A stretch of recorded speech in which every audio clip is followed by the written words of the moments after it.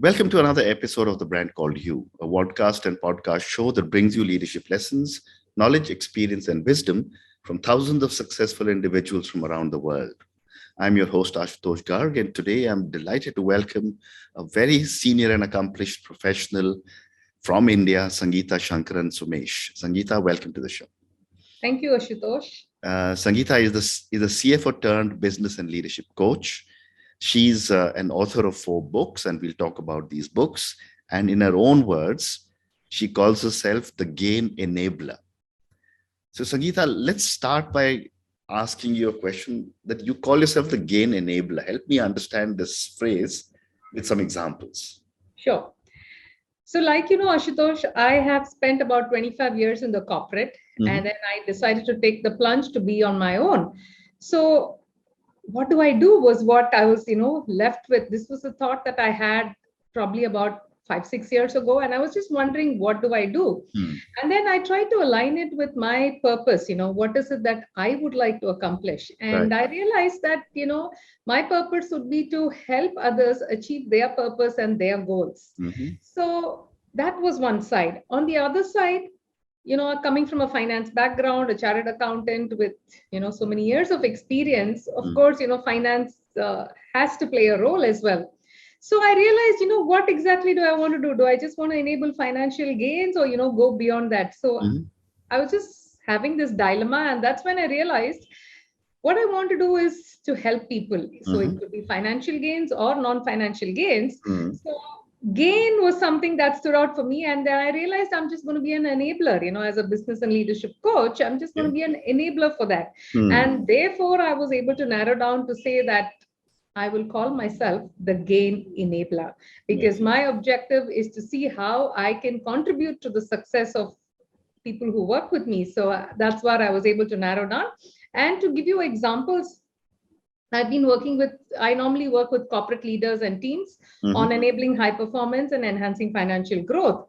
So to give you an example, I worked with a CEO of an organization, and the CEO was like extremely overwhelmed because there was a change management and then, just anxiety pangs, and wanted to develop leadership skills and build high performance teams. So that's what I coached the CEO about. And you see, it's not directly financial, but then it was enabling high performance. So that is like a non-financial gain. And to give you examples of financial gains, I've been working with executive director and CFO of a large group. And there it was more from a finance side on, how they need to strategize so that they can grow financially.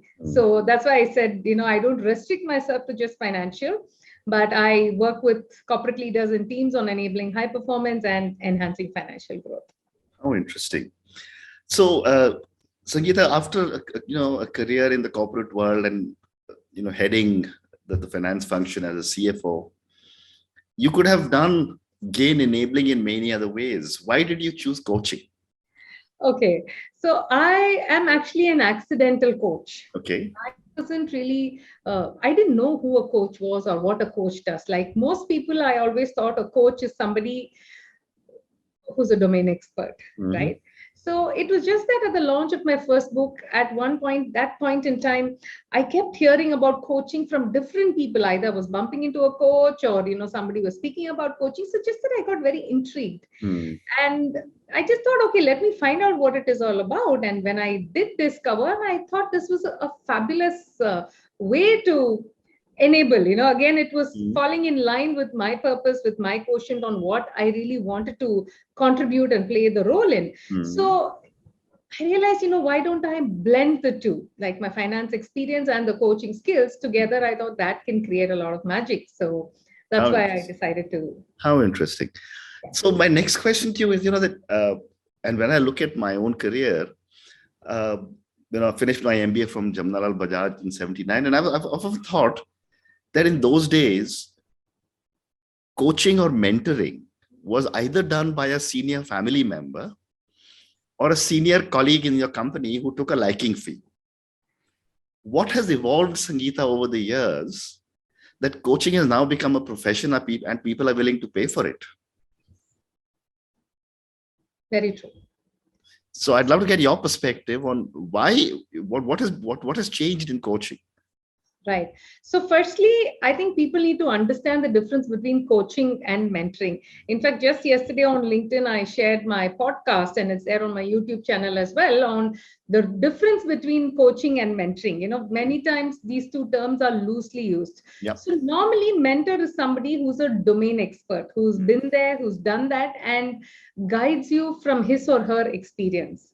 Whereas a coach need not be a domain expert. Now, that was something, I was quite intrigued about, but the coach, by, powerful questioning and very good listening skills, helps you to overcome challenges and helps you to find solutions that you require, and basically helps you to maximize your potential. So how does that happen? That's by kindling your thoughts, challenging you, being your sounding board, holding the mirror for you. And that's what the coach does. Now, traditionally, if you were to look, the coach, the means of transport, right? What does that do? The coach takes you from one place to another place where you want to be. Correct. And that's exactly what the present day coaches does as well. Takes you from where you want to be to the place where you want to be. I mean, where you are to where you want to be. So that's exactly what a coach does. And is there a fine line that divides coaching and mentoring? Like I said, there's no fine line as such, but mentor is somebody normally who tells you, for example, Ashutosh, what you're doing is not right. Or Ashutosh, why don't you do this? Or Ashutosh, this can be something better. Why don't you consider this? I have done it myself and I have found it successful. So I think you should also try. So it's more a telling mode. And of course, that's also out of their care and love for you and from their experience. Whereas coach doesn't tell you. The coach makes you to think, makes you to reflect, makes you find what is the best solution for you. And therefore, that's the beautiful aspect of coaching, because you're not being spoon-fed, you're not being told or, said, Ashutosh, you have to do this. No, it's not like that. You realize yourself, it enhances your awareness and you get better clarity on what needs to be done. And therefore, that is what I think makes coaching very empowering and guiding you, because you are like doing it out of your own will and action, because you have realized what is important for you. Very interesting. So another question that is often asked is, how long should a coaching association be? Right. So I would say it varies person to person on a case-to-case basis. But normally speaking, I tell my clients at least 6 months to a year, because that's when you can really see the transformation and get tangible results. But having said that, I know people and cases where people have even, just one conversation has changed their lifestyle. But then for you to keep sustaining and be on the path that you want to be, at least 6 months to a year is where I think the person gets a lot more benefit. The other question that is often asked is that, there is a lot of mutuality in a relationship between a coachee and a coach. Correct. How does a coachee evaluate her or his coach? Right. That's a wonderful question. So the first thing I would say is, do you have a chemistry? Right? Because it's very important to have a good chemistry between the coach and the coachee, because, are you at the same wavelength? Do you understand each other and stuff like that? So chemistry plays an important part. And then, of course, the experience of the coach, right? Because like take my instance, for example, I was in the corporate as a CFO with so many years of experience. So whatever experience you have, that adds value, because you're able to think from that perspective. Though technically a coach need not be a domain expert, but your experience adds in a lot more value. Correct. And that apart, I think the credentials are important. Many times the word coach is being used very loosely by many people at different times. True. Yeah. So I think the credentials matter. Have you been trained how to be a coach? Because that's when, the coaching skills add a lot of value. What sort of framework to do, how to ask the right questions and stuff like that. So credentials definitely help a lot. And of course, getting good testimonials, because, until you start working with a person, you never know how good he or she is as a coach. Right. And therefore, if you have testimonials, I think that would also help.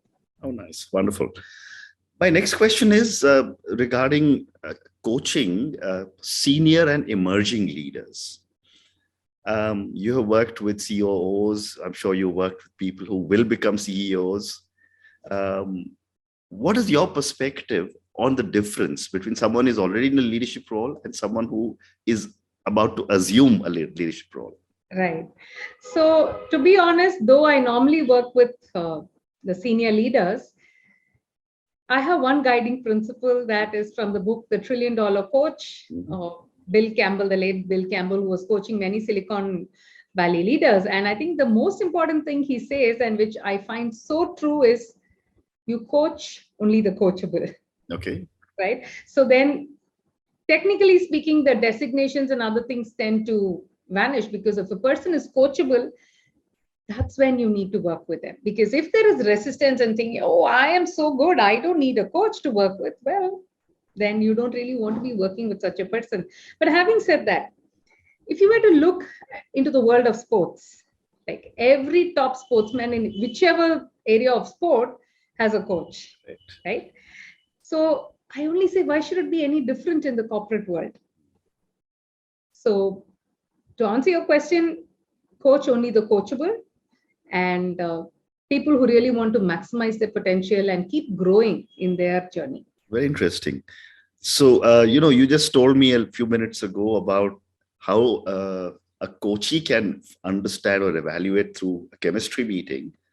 How does a coach determine whether a person is coachable? Right. That's a lovely question too.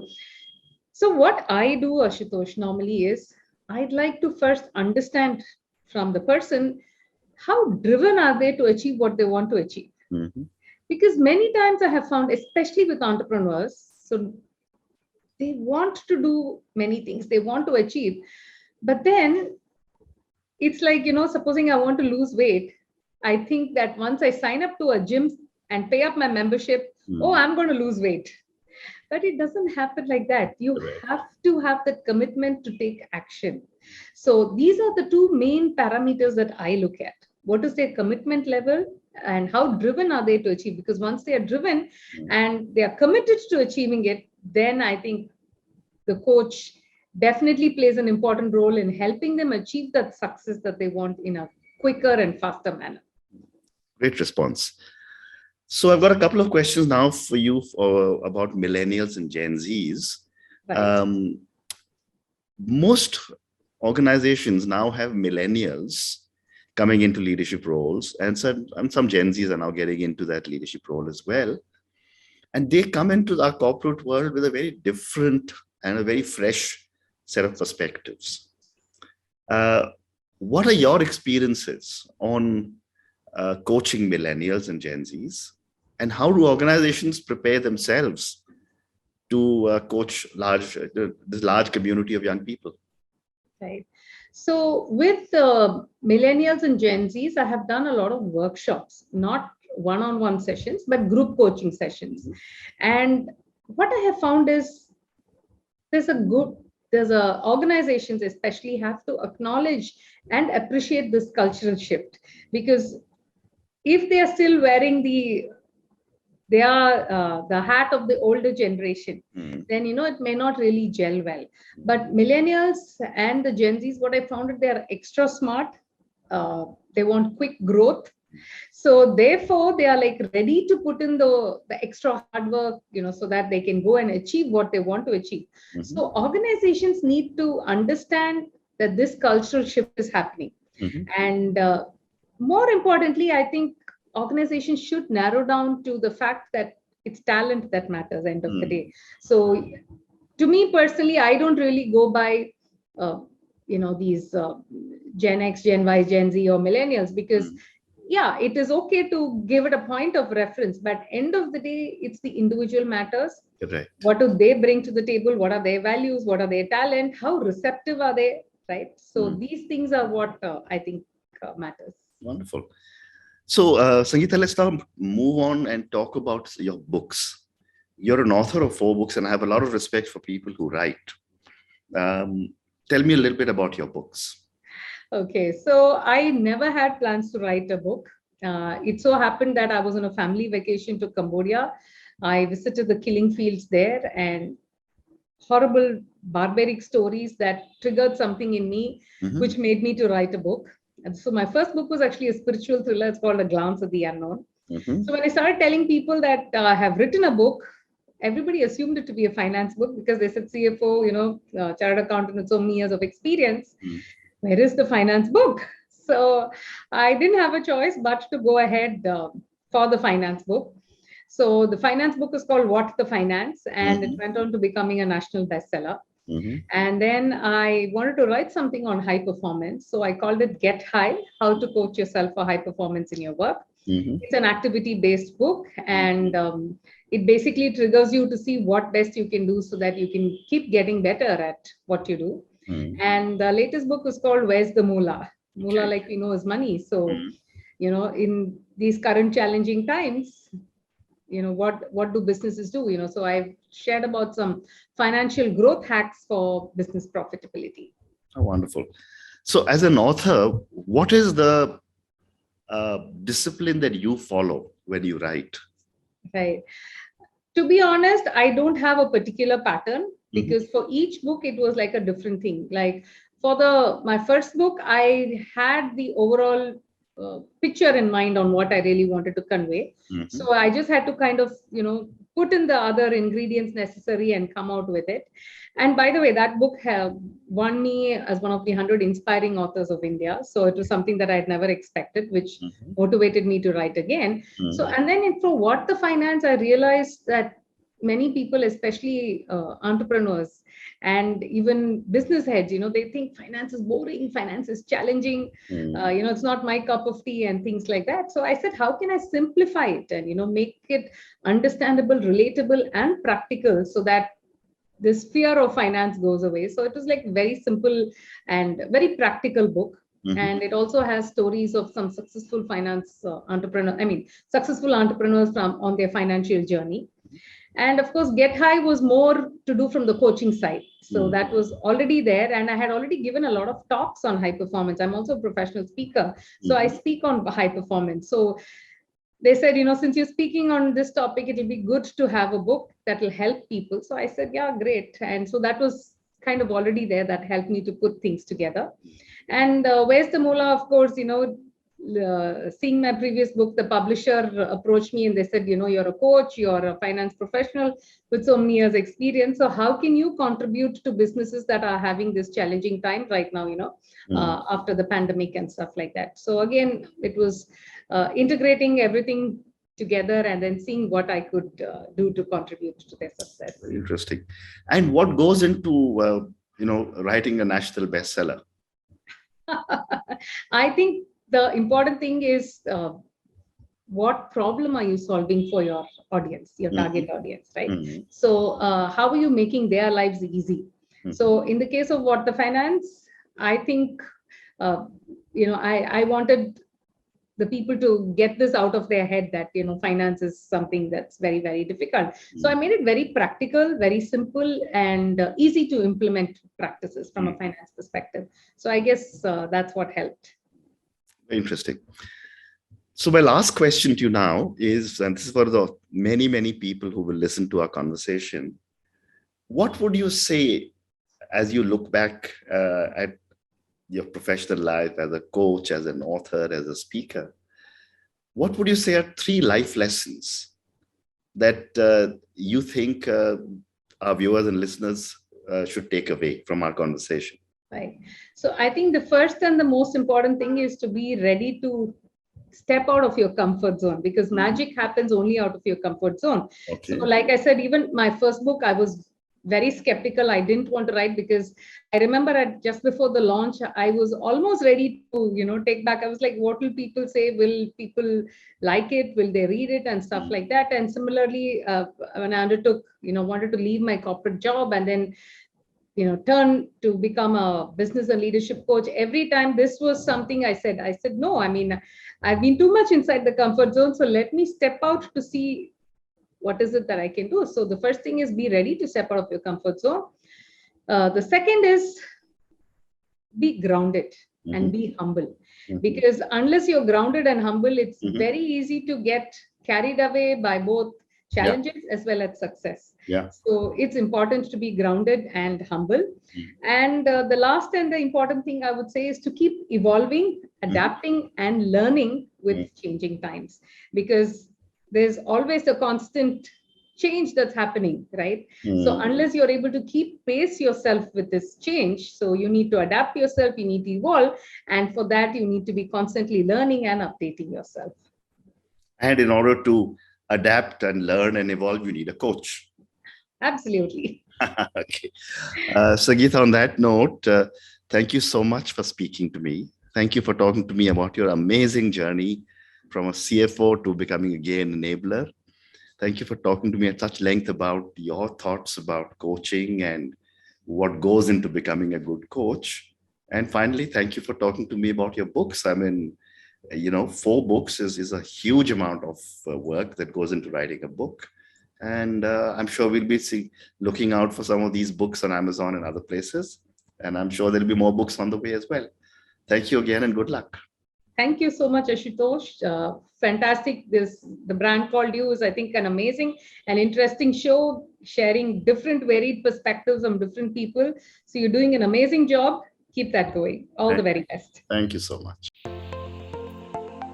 Thank you for listening to the Brand Called You videocast and podcast, a platform that brings you knowledge, experience, and wisdom of hundreds of successful individuals from around the world. Do visit our website www.tbcy.in to watch and listen to the stories of many more individuals. You can also follow us on YouTube, Facebook, Instagram, and Twitter. Just search for the Brand Called You.